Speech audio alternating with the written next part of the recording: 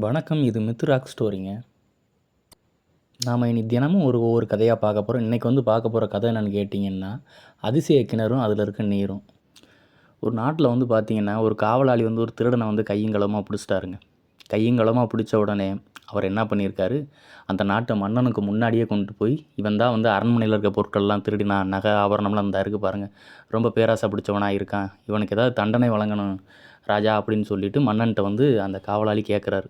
அந்த காவலாளி என்ன சொல்கிறாரு, இன்றைக்கி முக்கியமான நாள், மகளோட பிறந்த நாள். ஏன்னா இருவருக்கும் ஒரே நாளில் தான் பிறந்த நாள் வருது. இந்த நாளில் நான் யாரையும் தண்டிக்க மாட்டேன், அவங்களுக்கு எந்த வித பாதிப்பும் இல்லாமல் அவங்களுக்கு ஒரு தண்டனை வழங்குறதுனா காவலாளி நீயே வழங்கு.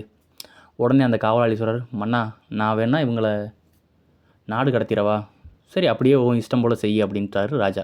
ராஜா அதை பெருசாகவே எடுத்துக்கல. அன்றைக்கி திருடின பொருட்களை மட்டும் இந்த காவலாளி வாங்கி அரண்மனையில் கொடுத்துட்டாரு. நாடு கடத்தப்பட்ட குடும்பத்தில் இருந்த எத்தனை பேர்னு கேட்டிங்கன்னா மொத்தம் 5 பேர். அந்த திருடன் பார்த்திங்கன்னா தனக்கு ஒரு சின்ன பையன், 2 பொண்ணுங்க, அவங்க மனைவி ஒருத்தவங்க, மொத்தம் பார்த்திங்கன்னா அந்த குடும்பத்தில் 5 பேர். குடும்பத்தோடு நாடு கடத்தவும் அவங்க அந்த நாட்டை விட்டு வெளில போகிறாங்க. வெளியில் போகிறவங்க பார்த்திங்கன்னா காடு மலை கடந்து தான் இன்னொரு நாட்டுக்கு போக முடியும். ஏன்னு கேட்டிங்கன்னா பல மைல் தூரத்தில் இருக்குது இன்னொரு நாடு.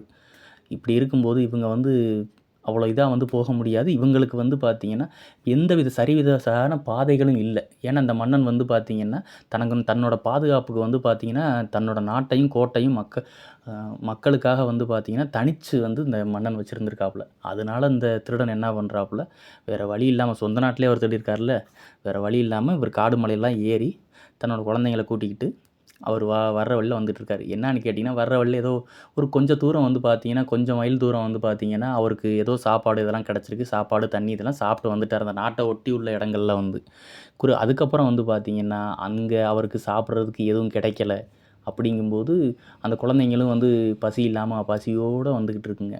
பசியோடு வந்துக்கிட்டு இருக்க அந்த சின்ன பையனுக்கு பார்த்திங்கன்னா திடீர்னு தாகம் எடுத்துருச்சு. தாகம் எடுத்த உடனே எங்கே தண்ணி கிடைக்குன்னு சொல்லிட்டு ரொம்ப தூரம் அலைஞ்சு பார்த்திங்கன்னா அந்த ஒரு இடத்துல பார்த்திங்கன்னா ஒரு கிணறு இருந்திருக்கு. அந்த கிணத்துல தண்ணி இருந்திருக்கு. தண்ணி இருந்திருக்குன்னா இவங்கக்கிட்ட எந்த உடைமைகளும் இல்லையே, அவங்க போட்டிருக்க ஆடைகள் மட்டும்தான்.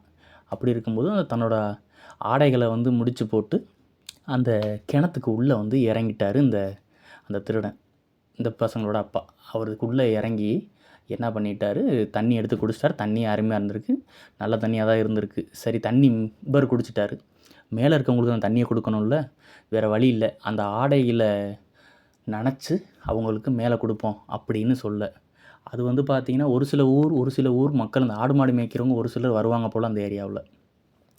இவர் இந்த ஆடையில் நனைச்சி அந்த தண்ணியை அவங்களுக்கு கொடுக்கலாம்னு சொல்லி நினச்சி இங்கேருந்து மேலே கொடுக்குறாரு. ஆனால் அந்த ஆடை அந்த கிணத்தை தவிர்த்து மேலே வந்துருச்சுன்னா அந்த ஆடை தங்கமாயிருது.